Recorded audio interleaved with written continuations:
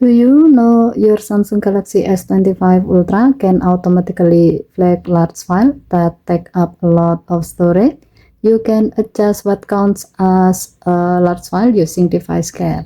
To do so, go to Setting, swipe down from the top right corner of the screen to open up the Quick Settings panel, and then tap Settings icon. Scroll down the screen to find Device Care. Tap Device Care. Tap Storage. Scroll down the screen. Next, tap Large File.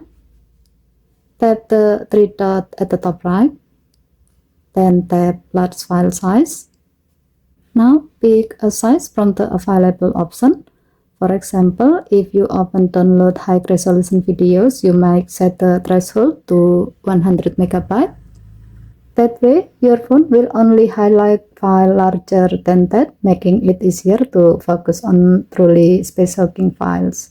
It's a simple way to manage storage smarter on your Galaxy S25 Ultra. Okay, thank you for watching. Please help to like and subscribe.